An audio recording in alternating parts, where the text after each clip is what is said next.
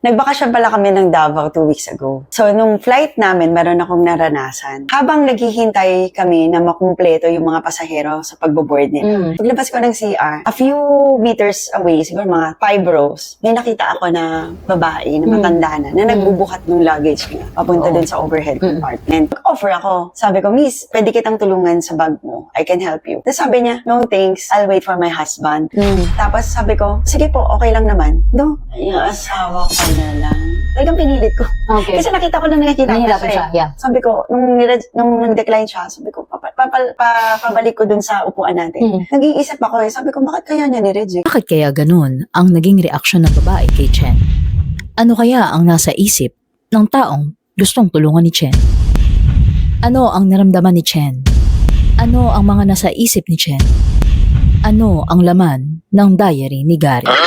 Tayo siya, sabi ko, pabalik ko dun sa upuan natin. Nag-iisip ako sabi ko, bakit kaya niya ni-reject? Ilaakit lang naman yung gamit. Mag-wonder kayo bakit. Oo. Just to realize, baka inisip niya, baka lokohin ko siya, or scammer ako, or whatever. You know why? LV kasi yung bag niya.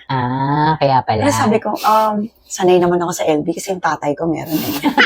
Hindi, joke lang. Actually, naramdaman mo, it's normal. Kasi, normally, when we offer help, we're expecting na tatanggapin yun ng tao na ino-offeran natin ng help, di ba? Para sa akin, it's kind of like, I was rejected. Ano ba ino-offer ko lang naman? Help naman. Oo. Diba? Feeling ko na-reject ako na for some reason. Parang, una ko talagang na-realize is, baka dahil dun sa LV bag niya, kaya ayaw niya ipahawak sa ibang tao. Sabi ko, fine. Well, perhaps. Kaya lang hindi natin pwedeng parang i-judge. Hindi natin pwedeng parang i-conclude na yun yung reason behind it.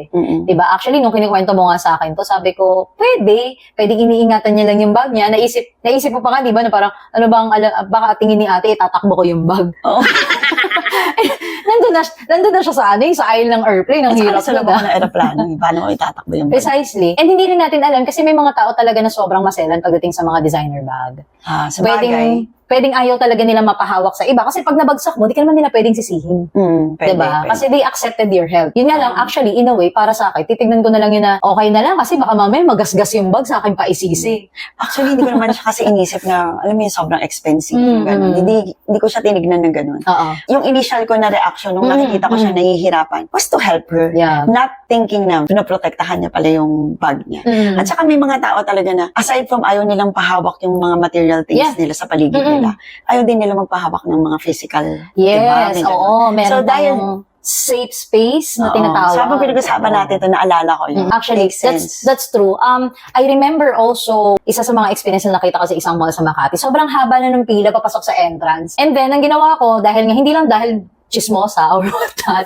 Gusto ko talaga malaman bakit meron? Bakit hindi dumaandar yung pila, haba na ng pila? Tapos, only to find out, nung pumunta ako sa unahan, nagagalit yung customer na babae doon sa guard na nag-check kasi tinusok yung bag niya sa loob. Pero yung gamit lang naman nila, stick lang na drumstick, yes, diba? that's a stick na parang drumstick. Oo. Tapos, nagagalit siya na parang, bakit mo ginanin yung bag ko? Alam mo ba na na expensive to, ganyan. Yun. Tapos, parang doon ko na-realize na, okay. So, talaga palang may mga tao na maselan pagdating sa mga ganung bagay. Yes. And sometimes it's a lot easier for us to judge yung tao when it comes sa kanilang behavior na ganun. Kaya lang, it's really important talaga na isipin muna natin saan sila nanggagaling. May moment talaga na parang I felt rejected. Na parang, ang dami kong negative na inisip. Yes! Tapos sabi ko, ayoko nga sirain yung mood ko niyan. Ang saya-saya ko pa naman kasi papunta tayo ng Davao, excited ako kasi bakasyon na naman, ganun. Yes. So doon na lang ako nag-focus. Parang saglit lang talaga yung rejected feeling.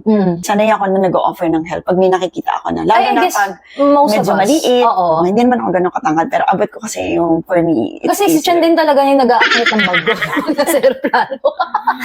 And even nung nag-travel tayo with Papa, di ba? Kasi old na rin si Papa. Actually, sa mga ganitong sitwasyon, Chen, mas madali talaga tayong ma-offend eh. Sabi mo nga kanina, I was in that moment na talagang I feel rejected. Alam mo yung boundary na yung papuntang pagiging offended eh, di ba? Kasi nakaka-offend eh. Parang nag-alo ka lang naman ng tulong tapos i-reject ka. Tapos ako lang naman lang nag-isip na baka dahil. Precisely. So, that's what actually happened eh. Kaya tayo masyado na-apektuhan. Mas madali tayong ma-offend kasi mas gusto natin palagi tayo yung nagsasalita rather than nakikinig. Kasi kapag nakikinig tayo, kailangan din natin pakinggan yung sarili natin. Tama ba itong iniisip ko? Tama ba na maramdaman ko na ma-offend ako? Kasi on the first place, ang gusto ko lang naman is mabuti para dun sa tao eh. Diba? Tapos yung pagbalik ko ng upuan, kinikwento ko sa'yo, pero parang busy ka.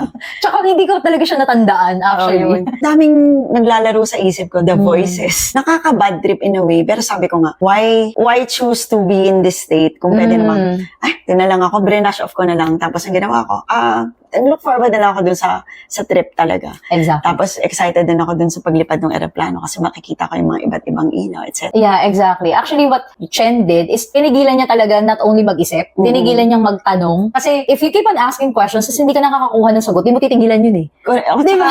Tsaka magsa-spiral down ka. Yes. Mapipil mo na, dahan-dahan mo mapifeel na nagiging negative ka na. Oo, and you're Dahan-dahan mo gonna ask. mapifeel na nasisira na yung mood mo. Precisely, and you're gonna ask, saan ako nagkamali? Kasi wala ka naman talagang mali. And if you can still remember rather, lagi ko sinasabi na, if we have questions, dapat maging ready ka sa dalawang bagay, di ba? And number one is, hindi masasagot yung tanong mo. Pangalawa, kapag nasagot yung tanong mo, ready ka ba sa sagot? Correct. Di ba? Agree. Kaya, para naman hindi tayo madaling ma-offend sa mga ganitong bagay, it's better for us not to shut down, pero tigilan natin yung mag-isip at magtanong ng magtanong sa isip Totoo. natin. Huwag mo nang entertainin yung mga automatic negative thoughts dyan sa isip mo. Kung ayaw magpatulong, kagaya nung nangyari sa akin sa aeroplano, di hayaan mo na lang. Ayoko na lagyan ng mga assumptions. Yeah, wag na natin Huwag lagyan na ng natin meaning. pahabain, oo. Kung ayaw, hindi wag. Tapos yun na, tapos na, move on. Exactly. Naikwento mo na rin lang naman yung nangyari dun sa Davao, dun sa flight natin. Ako naman, normally, nakaka-experience ako na I offered help. And hindi naman tinatanggihan. Lalo na nung dati nag-work ako, commute ako, LRT, MRT, PNR, sakay pa ako ng PNR. Hindi ko pa rin natin. And kahit sobrang, halimbawa pagod ka na sa work, or papasok ka pa lang, gusto mo naka-relax, pag nakita ko talaga na puno, tapos may nakita ko na nakatayo, at talagang kailangang umupo, babae man yan, matandang lalaki, or matandang babae, especially buntis, nag-offer talaga ako ng help. Talagang, "Ay, dito na po kayo." Tapos ako talaga yung tatayo hanggang doon sa station kung saan ako bababa. Pagka naman halimbawa, dati talaga na pumapasok sa isip ko, ano ba naman, tapos mga katabi nila, katabi ko, bago ako nagbigay ng upuan, pero mga lalaki. I mean, I don't have anything against, no? Kaya lang, parang minsan papasok talaga sa isip mo yung, lalaki ng katawan, ayaw magbigay ng seat, Uy, di ba? na-experience ko din yan. Dati nung nagko-commute pa din ako, lalo na nung papasok ng school.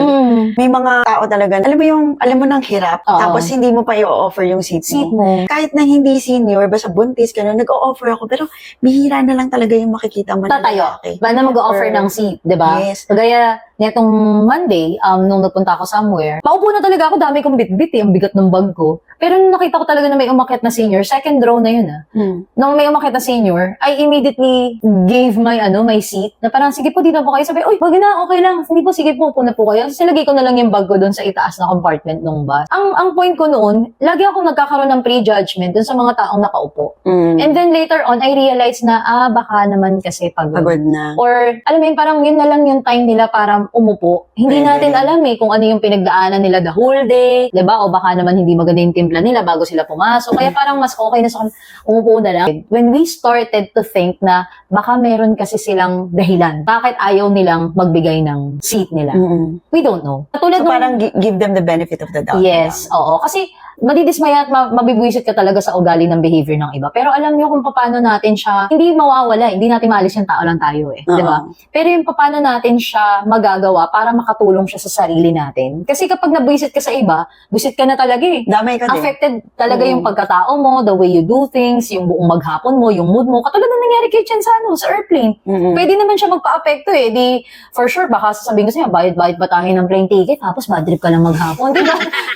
Ayaw natin noon. Alam mo ba, inisip ko pa nga na parang hubarin ko na lang yung jacket ko para hindi niya ako makalala. Parang may konting hiya kasi factor yung na-feel ko Pero sabi ko, bahala ka nga dyan. Wala akong pakialam sa sasabihin mo as long as sincere. Kasi alam ko naman yung truth na sincere ako dun sa in-offer ko na help. One thing na, isa sa mga naiisip ko na pwede rin natin gawin para hindi tayo basta-basta ma-offend or madismaya sa ugali ng ibang tao. Isipin rin natin na hindi naman din tayo perfect. May mga pagkakataon na pwede tayong makadismaya ng iba. Agree. Ako minsan na naiisip ko yun na parang pag may ginawa kang favor sa ibang tao, gusto mo na nagtithank. Ako gusto ko na may nagtithank Of sa akin. course, oo. Lalo na pag physical, harapan, gano'n. Pero minsan nanonotice ko yung sarili ko, lalo na pag nagmamadali, nakakalimutan ko rin palang mag-thank you. Yeah. I admit din. Tapos pag na-realize ko na parang, ay, nakalimutan ko mag-thank you. Mm-mm. Babalikan ko yung tao, uy, nag-thank you ba ako? Uy, kung hindi ako nakapag-thank you, thank you. Ganon. Precisely. And minsan hindi rin naman natin alam kung may nasusungitan tayo. Mm-mm. 'Di ba? And may mga tao na hindi na lang nagrereklamo, hindi na lang nagre-react the way we do things to them. And tayo, unconsciously, hindi rin naman natin alam yun. Baka nga may nasabi tayong hindi maganda sa iba, pero hindi na lang nila pinansin eh. Hindi na lang nila pinuna. 'Di ba? Kaya para hindi maiwasan natin yung ma-prejudge at mabwisit tayo dahil sa ugali ng iba, isipin natin kung baka may pinagdadaanan sila. Kasi baka ganun din tayo, kaya tayo nakapagsalita, nakagawa ng hindi maganda sa iba. Kasi baka may pinagdadaanan din tayo ng mga oras at panahon. Yeah. So yung mga kanosi, hindi namin ginajustify yung actions ng mga tao na gumagawa nito ha. It's just that, by having these experiences, and for sure, hindi lang kami nakakaranas nito. Kahit kayo, di ba? Maraming bagay na nararanasan tayo on a daily basis. Kahit nga minsan sa bahay, Mm-mm. sa trabaho. Tsaka hindi lang about justifying yung actions nila. It's more of, how about tingnan natin yung isang bagay sa different angle. Yes. Hindi yung palagi nasanay tayo na side A ng side A. Mm-hmm. How about side B, side C? Sabi nga nila, there are two sides of the coin. Coin, oo. Pero actually, 3 yun. Ano yung isang side? Yung nandun sa... Yeah. Yung nasa gilid. Oh, Oo. yun. Well, if you're building your character, if you want to be a better person, every day, you have to be aware dun sa mga paano ka mag-isip, paano ka kumilos yung iba, at paano din mag-isip yung iba. Para mas maganda yung nakikita mo instead yung negative yung nakikita mo sa isang tao o sa isang behavior. Kasi talagang magkakamali, makakagawa tayo ng kasalanan. We may be able to hurt other person or other people. Yeah. But, kung paano itatama, nasa sa atin pa rin yun. Yes. And kung titingnan natin siya on the brighter side, kung paano ito makakadulot ng kabutihan sa atin, sa tayo din naman yung magbe-benefit. No? Exactly. And coming from experience yun, I'm a work in progress. Sabi ko. lahat tayo work in progress. And the reason why we're sharing this, it's because lagi tayo may nakakasalamuhan na iba't ibang tao. Palagi tayo makakakita at makakaranas sa mga ganitong klase ng sitwasyon, experiences, na talagang madidismaya tayo sa ugali ng iba. Yeah. Kaya lang, nasa sa atin na kung magpapadismaya ba tayo or hindi. Pero sasabihin, meron siguro makapanood dito, tapos sasabihin, it's easier said than And done. done. Totoo yun. It's easier said Actually, than done. Mas madali talaga lang siya sabihin kaysa gawin. Yes. But, if you put that intention to, change your character, to become a better person, then yung easier said than done, slowly, magiging easier said and easily done. It took me years bago Ako ko din. na-realize na, dapat pala hindi ko na lang piniprejudge yung mga tao na ayaw magbigay ng help, ayaw mag-offer ng help, or tumatanggi sa help. Kasi, again, may mga kanya-kanya tayong pinagdadaanan. It depends na lang kasi kung paano natin titignan yung mga situations na yan. Maaring kami, tayo, ikaw na nanonood nito, pwedeng magaan lang para sa'yo yung mga pinagdadaanan mo or mga problema mo. Depende sa'yo. What if? Kaya lang, paano yung ibang tao kung hindi ganun sila mag-handle? That's why judging people is not helping. It's really important for us to shift our perspective kung paano nakikita yung event. You don't have to control your emotion, but instead honor your emotion and then learn from it. Katulad ng diniscuss namin from our video in the past. And lastly, yung di ba nga, parang na-offend ako dun sa incident, you are responsible for what you feel. Which is Yeah. sobrang totoo. Actually, Yung magiging respond mo sa isang ka-offend na action ng ibang tao, ikaw lang din ang responsable kung palalakihin mo ba to yes. or stop na. Yung it ends with you. Yes. It ends with me. Tapos na to. Actually, kapag hinayaan natin yung ma-offend, sabi mo nga, Mm-mm. kapag hindi mo siya in-stop, magiging magagalitin ka. Mas magagalit ka pagka pa hinahayaan mo yung pagiging offended mo ang maghari sa loob mo. Mawawala din yung peace natin. Okay. And always remember mga kanosi na malagi tayo madidismaya sa ugali ng mga tao. Whatever expectations that we have, kahit kami ni Chen, magkasama kami sa work, magkasama kami sa business, magkaibigan kami, we also disappoint each other sa maraming angle ng buhay at mga pagkakataon. At kahit even yung family natin, mahal natin sa buhay, madidisappoint Mas din tayo. madalas. Actually, even the people or person na talagang nilulook up to mo, pwedeng din. ma-disappoint ka rin sa kanya. Pero may isang hindi tayo i-disappoint. And that's God. Yeah. No other than but God. yes, kaya mas maganda talaga na sa kanya tayo nakatingin every time that we're experiencing these things, this situation. And of course, at the end of the day, kahit naman anong sabihin namin dito, mga kanosi, still, it's your call. Have a great day, and God bless.